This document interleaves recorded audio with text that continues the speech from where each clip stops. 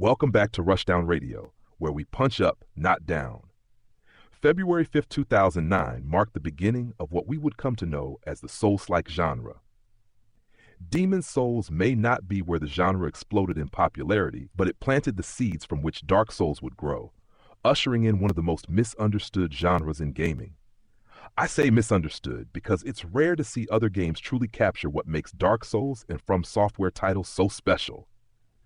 Many imitators misuse key elements like ambushes, difficulty, precise combat, and more, enough to fill an article on its own. That said, some games do get it right. Whether they understand what makes Souls games compelling or simply create something different yet still engaging, we occasionally see standout Souls-likes emerge. Enter AI Limit, a game that changes the formula in ways I suspect will be controversial. The question is, are these changes for better or worse? The premise is intriguing. Society has collapsed due to an unknown event that wipes out most of humanity and creates a substance called the mud. The mud has rendered the land nearly uninhabitable, yet somehow edible, and what's left of humanity seeks Elysium in the last city still standing. You play as a blade, eventually named Arisa, an immortal android of unknown origin tasked with restoring the world and reviving mysterious branches scattered throughout. Along the way, you'll face enemies ranging from strange aliens and bandits to robots and other blades. On paper, this sounds like the setup for a gripping narrative. What is the mud? Where did it come from? How does it poison the earth but remain edible? Where did the blades come from? You'll ask a lot of questions, but answers are either cryptic or non-existent. That's par for the course in Soulslikes, where storytelling leans heavily on environmental clues and vague NPC dialogue. But AI Limit's attempt at this just doesn't hit the same. Arisa is a blank slate. So much so, I almost wish she didn't speak at all. Most of her lines are stiff and robotic, not in a compelling android way, but in a flat and disengaged way.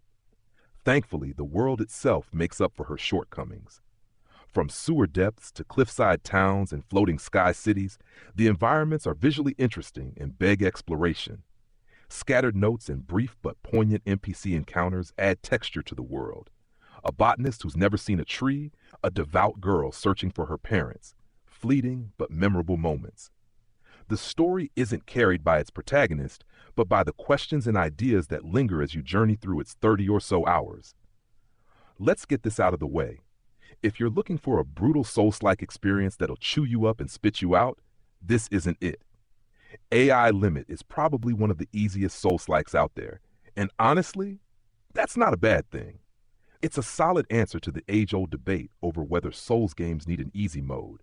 Instead of modifying the originals, just make a game that's more accessible. That doesn't mean AI Limit is a cakewalk. You'll still die, but the stakes are much lower. So how does AI Limit achieve Dark Souls but easier? First, there's no stamina bar. You can swing and dodge to your heart's content. For those who hate stamina bars, myself included, this is a breath of fresh air. Second, the game actually pauses. No more getting backstabbed while in the menu. It's a proper pause.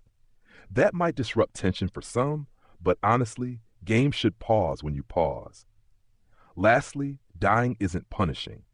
Instead of losing all your currency and scrambling to recover it, you just lose a small chunk of crystals, this game's currency, and you'll likely make it back before long. But what's the hook? Most Soulslikes need a gimmick or two to stand out. AI Limit's main mechanic is the sync gauge. It fills as you attack, increasing your damage output. Spells consume sync, and taking damage or spamming magic drains it. Let it hit 0, and you enter a weakened state. It's a clean risk-reward system that encourages precision and discourages button mashing. I like it a lot. Another mechanic is your morphing left hand, which gains abilities like dashing and shielding. But the MVP is the counter field, which you get from the start. A perfect parry puts enemies into a stunned state, while a less perfect one still deals chip damage. Once mastered, it makes the game significantly easier, even trivial in some boss fights. The core combat is fun, especially for those seeking a more forgiving experience. Without stamina, you can swing freely. The only limiter is the sync gauge. You'll collect a variety of weapons, each with their own feel and special attacks tied to sync. Greatswords are heavy and sweeping, fists are quick, flashy, and surprisingly strong due to their high hit rate. You can even combo between two equipped weapons mid-fight. Veteran Souls fans may find it too easy, almost like baby's first Soulslike, but that accessibility is a strength, not a flaw. You can dodge roll freely, unless the camera betrays you, and while enemies still hit hard, there's a clear sense that the game wants you to succeed. I'm a fan of the anime art style, but enemy design is hit or miss. The more monstrous enemies are visually compelling and appropriately grotesque.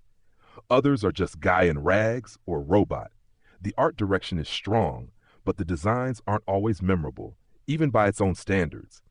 Environments, on the other hand, sell the post-apocalyptic atmosphere well. From desert ruins to weathered cities buried in mud, it's immersive and often beautiful. Sometimes you'll want to stop and take in the landscape when the environment isn't glitching out. Unfortunately, stability is a real issue. No crashes on my end, but I did encounter plenty of jank. Missing sound effects, textures failing to load, buildings flickering, enemies turning invisible post-respawn. But their weapons didn't, so there's that. These bugs break immersion and occasionally gameplay. Hopefully they're patched soon, but they're hard to ignore. I couldn't name a single track from this game. The music is ambient and inoffensive, but forgettable. That said, the sound design itself is impressive. A standout moment involved avoiding a sniper mid-fight. A sound cue warned me just before the shot landed, allowing me to dodge.